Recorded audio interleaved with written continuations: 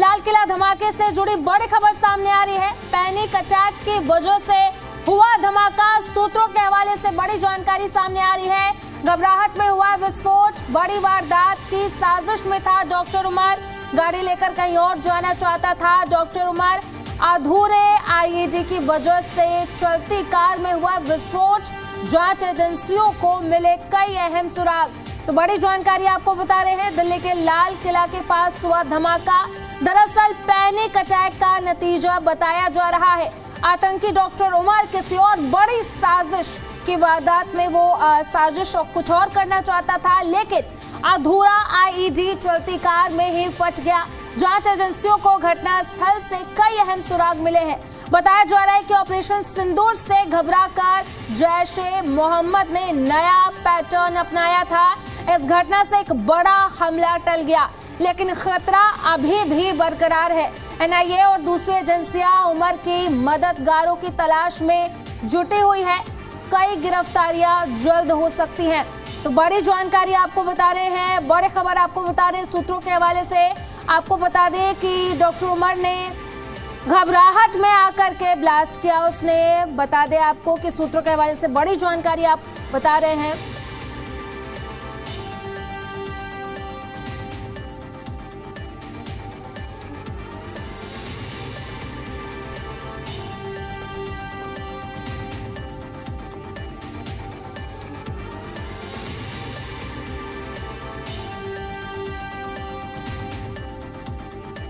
क्या दिल्ली धमाका जल्दबाजी का नतीजा है? आतंकियों का टारगेट बड़ा था, लेकिन सुरक्षा बलों के घिरने के बाद आध अधूरा धमाका पैनिक की वजह से हो गया। दिल्ली के लाल किला के पास हुआ धमाका दरअसल पैनिक अटैक का नतीजा बताया जा रहा है। सूत्रों के मुताबिक आतंकी उमर किसी और बड़ी वारदात की साजिश में था, लेकिन अधूरा आईईडी चलती कार में ही फट गया। जांच एजेंसियों को घटनास्थल से कई अहम सुराग मिले हैं। बताया जा रहा है कि ऑपरेशन सिंदूर से घबराकर जैश-ए-मोहम्मद ने नया पैटर्न अपनाया था। इस घटना से एक बड़ा हमला तो बेशक टल गया, लेकिन खतरा अब भी बरकरार है। एनआईए और दूसरी एजेंसियां उमर के मददगारों की तलाश में जुटी हैं।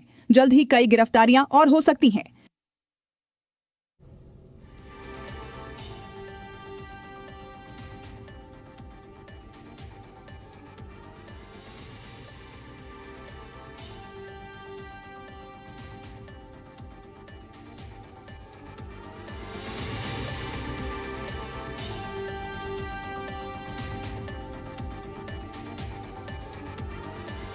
तो बड़ी जानकारी आपको बता रहे हैं, सूत्रों के हवाले से हम बड़ी जानकारी आपको बता रहे हैं। बता दें कि धमाका पैनिक की वजह से हुआ। घबराहट में डॉक्टर उमर था, कुछ और बड़ा विस्फोट कहीं और करना चाहता था। बड़ी जानकारी आपको बता रहे हैं, लेकिन घबराहट की वजह से, पैनिक की वजह से उसने ये धमाका पहले ही कर दिया। बड़ी जानकारी आपको सूत्रों के हवाले से बता रहे हैं। धमाका उसकी घबराहट की वजह से हुआ। बड़ी जानकारी, बड़ी वारदात की साजिश में डॉक्टर उमर था, लेकिन वो पैनिक की वजह से ये धमाका हुआ। बड़ी जानकारी आपको बता रहे हैं, जैश के जो आतंकी हैं वो अब एक नया पैटर्न अपना रहे हैं। और सूत्रों के हवाले से इस वक्त की बड़ी खबर आ रही है कि बड़ी वारदात की साजिश में डॉक्टर उमर था, लेकिन पैनिक की वजह से, घबराहट की वजह से ये धमाका पहले हो गया। तो सूत्रों के हवाले से बड़ी जानकारी आपको बता रहे हैं, ये बड़ी खबर आपको बता रहे हैं। घबराहट में विस्फोट हो गया, बड़ी साजिश, बड़ी वारदात को अंजाम देना चाहता था डॉक्टर उमर, लेकिन पैनिक की वजह से, घबराहट में ये धमाका हुआ। तो तस्वीरें भी हम आपको दिखा रहे हैं।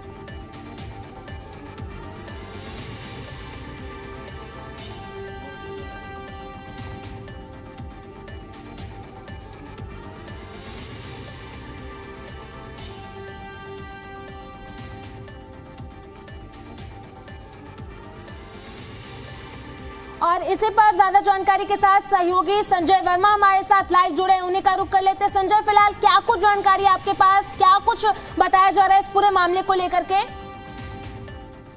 देखिए, बिल्कुल जांच एजेंसियां लगातार पूरी तरह से जांच कर रही है। जिस तरह से फरीदाबाद के अंदर विस्फोटक बरामद हुआ था, उसके बाद जांच एजेंसी से जांच तेज कर दी थी। उमर फरार था, उमर को ही पुलिस ढूंढ रही थी और जांच एजेंसियां ढूंढने में लगी थी। और ये पता चला कि उमर बदरपुर से होता हुआ दिल्ली आया है और जब जो सीसीटीवी खंगाले गए तो वहां पर उमर को उस गाड़ी I-20 में देखा गया।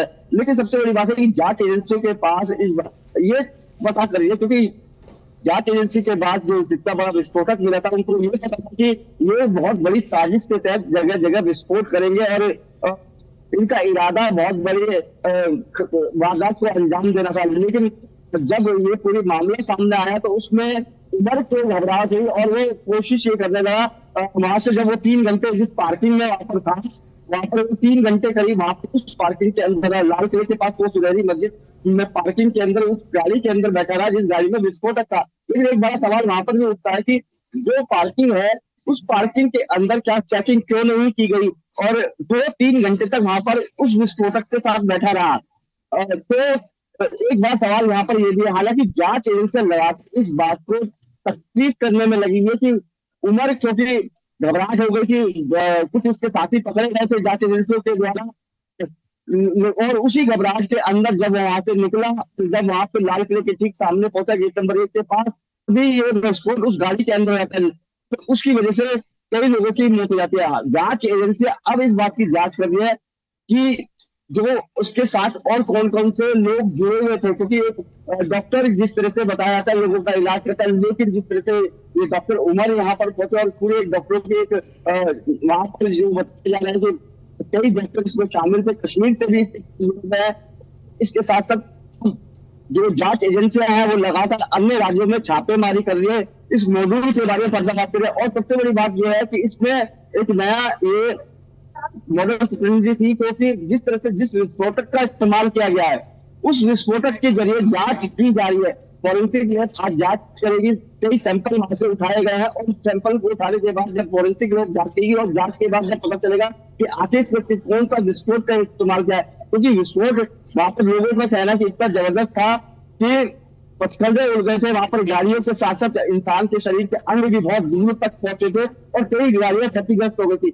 इसको लेकर जिस तरह से जांच एजेंसियां अपनी जांच को आगे बढ़ा रही है, उसके बाद ये पता चलेगा कि इनके साथ किस तरह से वो और लोग जुड़े थे और कहाँ कहाँ ये विस्फोट करना चाहते थे। लेकिन जो हमें सूत्रों से जानकारी मिली है उसके मुताबिक एक बहुत बड़ी टूटी समझी साजिश के तहत पूरी प्लानिंग रची गई थी और दिल्ली सहित अन्य बड़े बड़े महानगरों के अंदर यहाँ पर उनको विस्फोट करना था और उसी के तहत वो इस काम में लगे हुए थे। लेकिन जिस तरह से सुरक्षा एजेंसियों ने, जांच एजेंसियों ने जो इनको मॉड्यूल को पकड़ा, उसके बाद वो घबराहट हुई और घबराहट में कहीं और जाने की फिराक में था। अधूरा डिवाइस अगर पूरा डिवाइस होता उसके पास लग सकते थे जितना बड़ा विस्फोट और हो सकता था। जी संजय, फिलहाल इस पूरे मामले को लेकर के किस किस की संलिप्तता थी, इसको लेकर के क्या कुछ सामने आया है और क्या कुछ अभी तक एक्शन लिया गया है?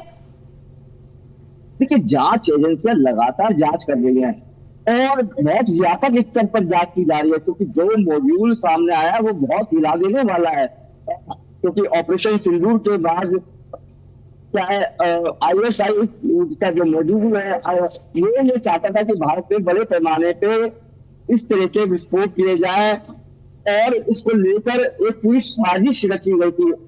इस साजिश के तहत फरीदाबाद एक बहुत स्फोट बना था वहां पर, तो इसमें ही डॉक्टर उमर शामिल रहा। हालांकि उमर के साथ अन्य जो डॉक्टर थे उनको गिरफ्तार कर लिया गया था, लेकिन जब उमर फरार था और वो विस्फोटक की गाड़ी लेकर बदरपुर से होता हुआ दिल्ली आया, दिल्ली में वहां पर जो पार्किंग में सुनहरी मस्जिद के पास वहां पर वो 3 घंटे तक रुका। हालांकि वहां बताया जा रहा है कि सोमवार का दिन था, सोमवार को वहां पर विस्फोट हुआ, जबकि ये भी बताया जा रहा है कि सोमवार के दिन वो पार्किंग बंद रहती, लेकिन उसके बावजूद वो पार्किंग खुली थी। वहां पर वो रुका 3 घंटे, उसको विस्फोट उसी गाड़ी के अंदर था। वो वहां से निकलता है और निकलने के बाद जब वहां से आगे से जाके यू टर्न लेकर आता है, और क्योंकि वहां पर हमेशा इतना ज्यादा रश रहता है और गाड़ी स्लो रहती है, स्लो मूविंग में वहां पर गाड़ी चलती है, और उसके बाद ही वहां पर जब वो लाल किले के ठीक सामने गेट नंबर 1 के पास मेट्रो पहुंचता है तभी गाड़ी में विस्फोट हो जाता है। तो आप लगा सकते हैं कि जिस समय वहां पर भीड़ भाड़ थी तो उस समय वहां पर कितने लोगों को, वहां पर बहुत सारे लोग और मौजूद थे, और इसी की वजह से इतना बड़ा हादसा हुआ। वो कहीं और जाने की फिराक में था, वो बचने की फिराक में था, क्योंकि उसको ये लग रहा था कि घबराहट में कि कहीं वो पकड़ ले। लेकिन जिस तरह से विस्फोट हुआ उस अचानक गाड़ी के अंदर, उसके बाद जांच एजेंसी अब वहां पर जो सैंपल है उन्होंने पूरे वहां पर सैंपल उठाया, फॉरेंसिक टीम जांच कर रही है। इसका दायरा लगातार बढ़ता जा रहा है, क्योंकि अब एनआईए इसमें शामिल हो गई है। एनआईए पूरी मामले की जांच कर रही है। अलग अलग राज्यों में जो एनआईए की टीम पहुंची हुई है, लगातार छापेमारी की जा रही है। जो दस्तावेजों को खंगाला जा रहा है, इस नेटवर्क के साथ और कौन कौन से बहुत सारे लोग जुड़े थे, किस किस से संबंध थे, वो पूरे चीजों को खंगाला जा रहा है। और कुछ समय बाद जो हमें सूत्रों से मिला कि एक बड़ा खुलासा भी इसके द्वारा किया जाएगा कि कितनी बड़ी ये साजिश रची जा रही थी। जी संजय, फिलहाल ये व्हाइट कॉलर टेररिज्म हम इसको कह सकते हैं, क्योंकि सब पढ़े लिखे थे, डॉक्टर्स थे, लेकिन अभी तक इस मामले को लेकर के किस किस की गिरफ्तारी हो चुकी है? देखिए, व्हाइट कॉलर की बातें पहले ये कहा जाता था कि जो अनपढ़ लोग हैं उनको रेजिकुलाइज किया जाता है, उनके मानसिकता जहर भरा जाता है इसको लेकर। लेकिन अब ये जो मॉड्यूल आया है वो बिल्कुल अलग तरीके का है, और इसमें ये बताया जा रहा है कि जो डॉक्टर थे, चाहे डॉक्टर उमर हो, डॉक्टर मुजम्मिल हो या अन्य डॉक्टर हो, तो ये पूरा एक नेटवर्क था। और फरीदाबाद में ये सारा नेटवर्क चल रहा था। जिस तरह जांच एजेंसी को पूरी तरह से ये पता चल गया था, उन्होंने चेक किया था कि कितना बड़ा विस्फोट वहां पर किया जा रहा है, और इसी के लिए वहां पर 1900 किलो विस्फोट वहां पर जांच एजेंसियों ने बरामद किया था। क्या उसके बाद ये प्रक्रिया तेजी से बढ़ी थी, और उसी घबराहट में, क्योंकि उमर जो था उसी से गिरफ्तारी से बचने के लिए वहां से फरार हो गया था, और उसी गाड़ी के अंदर वो विस्फोटक रखा हुआ था। वो जो डिवाइस थी वो आधी अधूरी डिवाइस बताई जा रही थी। लेकिन सफेद कलर का जो नेटवर्क है, इस समय हम कह रहे सफेद टेरर, उसको सफेद टेरर कहा जाएगा, क्योंकि सबसे बड़ी बात यहाँ पर यह आती है कि इस मॉड्यूल को बस्ट करने के लिए अब जांच एजेंसियां पूरी तरह से सक्रिय हो गई है। जांच एजेंसियां बड़ी बारीकी से अब इस पर नजर रखती है। दूसरी तरफ बारीकी से जांच भी की जा रही है, क्योंकि वहां पर जो सैंपल उठाए गए हैं लाल किले के आसपास से, वहां पर करीब 47 से ज्यादा सैंपल उठाए गए हैं। इसके साथ साथ आसपास के जो इलाके, क्योंकि वो चांदनी चौक में अक्सर ये देखा जाता है कि वहां पर चांदनी चौक में कई बार टेरर अटैक हो चुका है, लाल किले पे भी, जामा मस्जिद पे भी। तो उसके बाद इतने सालों बाद ये जब अटैक हुआ है, तो उसको देखते हुए जांच एजेंसियां पूरी तरह से जांच कर रही है। बड़ी बारीकी से नजर बनाए हुए अलग अलग राज्यों में लगातार छापेमारी की जा रही है। दिल्ली में भी कई जगह जो जांच एजेंसियां वो लगातार पूछताछ कर रही है लोगों से, और इसी के संदर्भ में कई लोगों को वहां पे जांच एजेंसियों ने उठाया है, लगातार उनसे पूछताछ की जा रही है। तो एक बड़ा नेटवर्क है इसके पीछे, और इस बहुत चौथी संधि साजिश थी। ठीक है संजय, इनका मकसद ठीक है संजय, बने रहे हमारे पास। एक बड़ी खबर सामने आ रही है, आपको बता दें कि दिल्ली धमाके के बाद एक्शन में मोदी सरकार। आज कैबिनेट सिक्योरिटी कमेटी की होगी अहम बैठक। भूटान से लौटने के बाद पीएम मोदी करेंगे बैठक। तो बड़ी जानकारी आपको बता रहे हैं, बड़ी खबर इस वक्त की आपको बता रहे हैं। इस धमाके के बाद एक्शन में मोदी सरकार। आज कैबिनेट सिक्योरिटी कमेटी की बैठक होगी। भूटान से लौटने के बाद पीएम मोदी ये अहम बैठक करेंगे। तो बड़ी जानकारी आपको बता रहे हैं, दिल्ली धमाके के बाद लगातार मोदी सरकार इसको लेकर के एक्शन में है, और पता लगाने की कोशिश की जा रही है कि आखिर ये टेरर अटैक कैसे हुआ, कौन कौन इसमें शामिल था, और इसको लेकर के आज कैबिनेट सिक्योरिटी कमेटी की अहम बैठक होगी। भूटान से लौटने के बाद पीएम मोदी अहम बैठक करेंगे।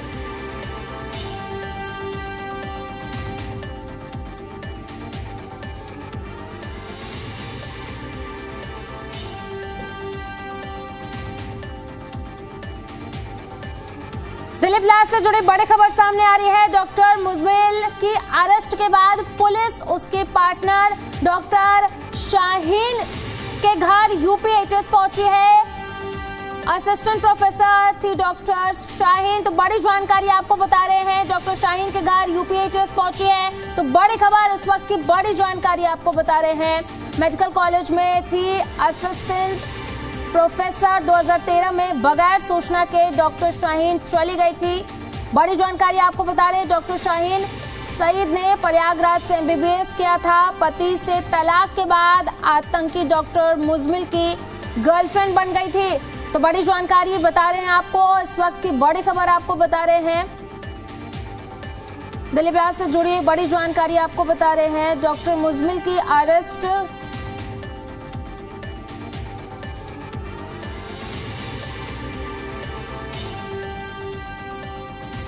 डॉक्टर शाहीन के महाराष्ट्र से जुड़े होने की जानकारी सामने आने के बाद महाराष्ट्र में सुरक्षा एजेंसियां भी अलर्ट मोड पर आ गई हैं।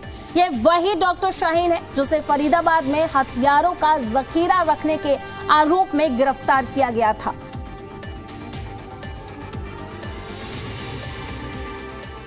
फरीदाबाद टेरर मॉड्यूल मामले में गिरफ्तार डॉक्टर शाहीन के महाराष्ट्र कनेक्शन की जांच तेज हो गई है। सूत्रों के मुताबिक ठाणे के मुंब्रा इलाके में एक टीचर के घर छापा मारा और तलाशी ली है। कुछ समय पहले पुणे में एटीएस ने हिरासत में लिए गए कुछ आरोपियों से पूछताछ के दौरान एक आरोपी ने मुंब्रा के रहने वाले इस टीचर से जान पहचान होने का दावा किया था। यूपी एटीएस और जम्मू कश्मीर पुलिस ने लखनऊ में शाहीन के घर पर छापेमारी की। उसके घर से लैपटॉप, मोबाइल और कंप्यूटर की दूसरी सामग्री जब्त की गई है। डॉ शाहीन कानपुर में प्रोफेसर रही थी, जिसे करीब 8 साल तक गायब रहने के बाद 2021 में मेडिकल कॉलेज ने बर्खास्त कर दिया था। तो बड़ी जानकारी आपको बता रहे, डॉक्टर शाहीन के घर छापेमारी करने यूपी एटीएस पहुंची हुई है। आपको बता दें कि शाहीन का डिवोर्स हो चुका था, जिसके बाद वो डॉक्टर मुजमिल की गर्लफ्रेंड बन गई थी। बड़ी जानकारी आपको बता रहे हैं। फिलहाल यूपी एटीएस डॉक्टर शाहीन के घर पहुंची हुई है और वहां पर लगातार इसके बारे में ज़्यादा जानकारी जुटाने की कोशिश की जा रही है कि आखिर डॉक्टर शाहीन कौन थी, क्या था, किस किस से इसके तार जुड़े हुए थे। लगातार कोशिश की जा रही है कि ये पता लगाया जाए।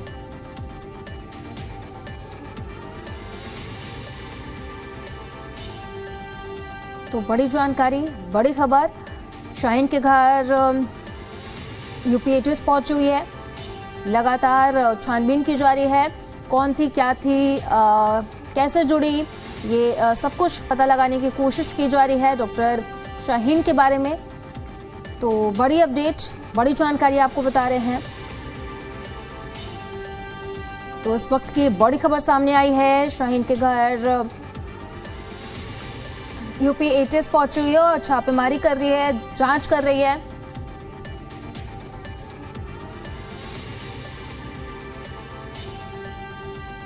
और इसी पर ज्यादा जानकारी के साथ सहयोगी देवेश लाल किले से हमारे साथ जुड़े हैं, उसी के साथ संजय भी हमारे साथ जुड़े हैं। देवेश, क्या कुछ जानकारी सामने आ रही है? यूपी एटीएस जो है शाहीन के घर पहुंची और क्या कुछ जानकारी इस पूरे मामले को लेकर के फिलहाल आपके पास? देखिए, दिल्ली में बॉम्ब ब्लास्ट के बाद जो विस्फोट हुआ था, उसके बाद जो महाराष्ट्र एटीएस है वो भी अब कह सकते हैं एक्शन में है। दरअसल छापेमारी जो है वो की गई है और जो वहाँ पर कंप्यूटर है और कई कुछ पेपर जो है वो वहाँ से जब्त किए गए हैं। तो लगातार जो है न केवल महाराष्ट्र में बल्कि फरीदाबाद की बात कर ले, लखनऊ की बात कर ले, लगातार जो जांच एजेंसियां हैं वो एक्शन में हैं और हर एंगल से दरअसल इस पूरे मामले की जांच कर रही है। और ये सीधे निर्देश भी दिए गए थे दरअसल गृह मंत्री की तरफ से कि किसी भी को बख्शा नहीं जाएगा और सारे एंगल से जो है वो जांच होगी, क्योंकि अभी भी इंतज़ार है वो डीएनए रिपोर्ट का। जो I-20 कार में जो उमर दरअसल बताया जा रहा है, तो जब तक डीएनए रिपोर्ट आएगी, हालांकि जो सूत्रों के हवाले से जो खबर है वो यही है कि उमर ही उस गाड़ी में था। तो लगातार जो जाँच एजेंसियाँ हैं, चाहे NIA हो, स्पेशल सेल हो या दिल्ली पुलिस हो, लगातार जाँच में जुटी हुई है।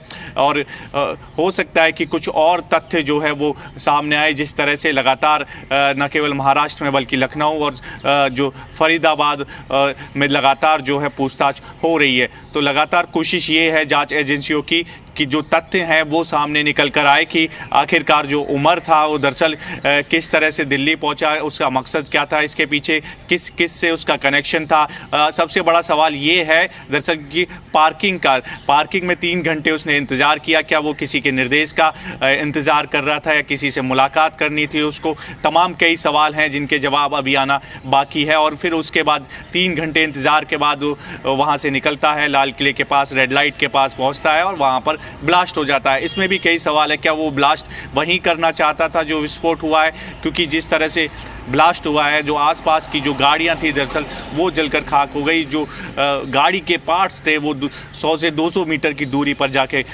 गिरे थे। तो आप अंदाज़ा लगाते थे कितना खतरनाक जो विस्फोट था वो हुआ था। अब इसको लेकर लगातार जो NIA है, स्पेशल सेल है, वो लगातार जांच में जुटी हुई है। FSL और फॉरेंसिक एक्सपर्ट की जो टीम है वो लगातार तथ्यों को जुटा रही है। हर एंगल पर विचार किया जा रहा है। कनेक्शन जो है वो भी जोड़े जा रहे हैं। फरीदाबाद मॉड्यूल के बाद क्या जो उमर था वो डरा हुआ था, जिस तरह से फरीदाबाद का खुलासा हुआ, ये भी एक बड़ा कारण होता है। उसके बाद जो है वो दिल्ली पहुंचता है। तो तमाम सवाल है जिनके अभी जवाब आना बाकी है। तो इंतज़ार किया जा रहा है। जो जांच एजेंसियां हैं दरअसल जिस तरह से जो साक्ष्य जुटा रही हैं, तो हो सकता है कि कुछ और आज जो तथ्य हैं वो सामने आए। जी देवेश, संजय, फिलहाल कहा यह जा रहा है कि ये लोग इंटरस्टेट यानी कि अलग अलग जगहों पर जाकर के ये ब्लास्ट करना चाहते हैं। तो इसको लेकर के क्या कुछ जानकारी सामने आई है, क्या कुछ कहा जा रहा है जांच एजेंसियों की तरफ से? देखिए, बिल्कुल दिल्ली निशाना नहीं था, बल्कि दिल्ली के आसपास अन्य राज्यों में निशाना था और बड़े महानगरों की, क्योंकि इनका जो इरादा था एक बड़ा बहुत बड़े पैमाने पर इस तरह से माहौल विस्फोट करने थे। तो इसको लेकर NIA उसी चीज को लेकर जांच कर रही है। अलग अलग जांच एजेंसियां इसमें जुट गई हैं, चाहे हम स्पेशल सेल की बात करें, एंटी टेरर स्क्वाड की बात करें, तो सभी जांच एजेंसियां इस बात की जांच कर रही है कि आखिर पूरा नेटवर्क कहां तक फैला हुआ था और इनका पूरा मकसद क्या था। इस मकसद को ट्रैक करने के लिए फरीदाबाद में इतनी बड़ी कार्रवाई की गई थी, क्योंकि जब फरीदाबाद में कार्रवाई हुई, वहां से विस्फोटक मिला, उसके बाद उन्होंने कुछ दस्तावेज बरामद किए। दस्तावेज बरामद करने के बाद जो अन्य लोगों की गिरफ्तारी हुई, डॉक्टर शाहीन की गिरफ्तारी हुई, क्योंकि डॉक्टर शाहीन जैश ए मोहम्मद की फिदायीन ब्रिगेड की सदस्य बताई जा रही है और वो पूरे महिला जो लेडीज नेटवर्क है उसको लेकर वो लीड कर रही थी। तो उसको लेकर जो NIA है ना, अब पूरे जांच कर रही है उसके घर। इसीलिए कहती है कि वहां पे और दस्तावेज मिले, हाँ कहा ये पूरी प्लानिंग के तहत काम किया जाना था। इसको लेकर जो है जांच एजेंसियां पूरी तरह से सक्रिय हो चुकी है। जगह जगह छापेमारी भी चले, जांच एजेंसियां लगातार हर उस व्यक्ति के ऊपर, संदिग्ध व्यक्ति पर अपनी नजर बनाए हुए है जो इसमें शामिल है, क्योंकि जांच एजेंसियों को थोड़ा समय जरूर चाहिए। क्योंकि जांच एजेंसियां जब जांच करेंगी तो पूरी पुख्ता सबूत वहां पे जुटाने के लिए काम करेंगी। और सबसे बड़ी बात है कि यहाँ पर जांच एजेंसियां जिस तरह से जांच कर रही है उसमें उसका दायरा लगातार बढ़ता जा रहा है। खुद PM आज बैठक लेंगे, बहुत महत्वपूर्ण बैठक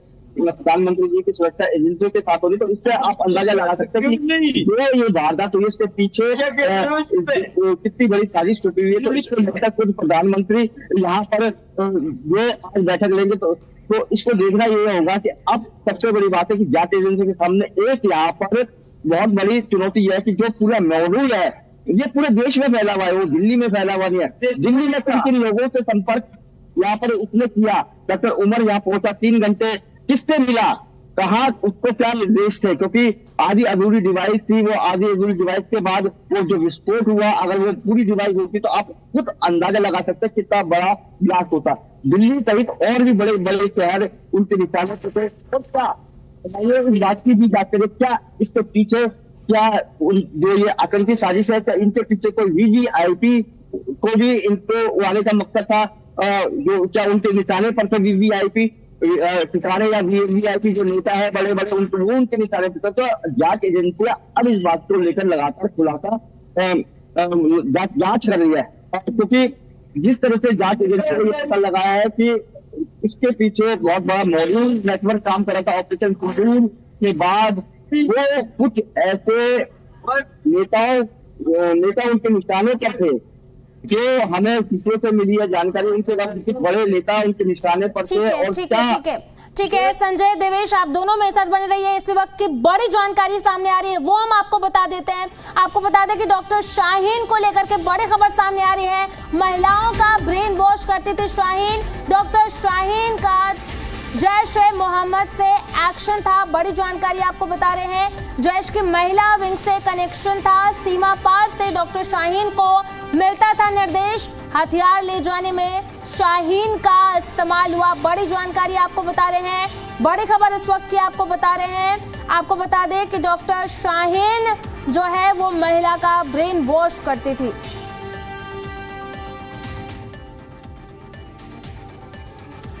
तो जैश ए मोहम्मद के महिला विंग की चीफ निकली फरीदाबाद से गिरफ्तार डॉक्टर शाहीन। बड़ी जानकारी आपको बता रहे हैं, लखनऊ में शाहीन के घर और कानपुर के उस मेडिकल कॉलेज में छापेमारी की गई जहां शाहीन कभी प्रोफेसर थी।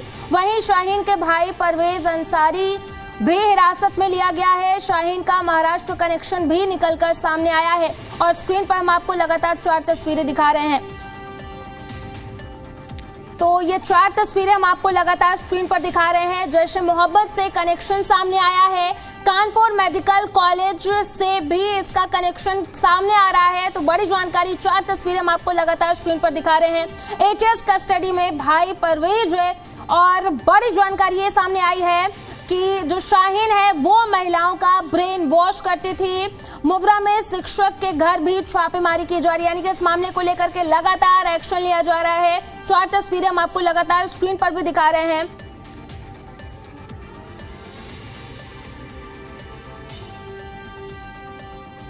तो ये 4 तस्वीरें हम आपको लगातार स्क्रीन पर दिखा रहे हैं। देखिए किस तरीके से शाहीन जो है वो महिलाओं का ब्रेन वॉश करती थी।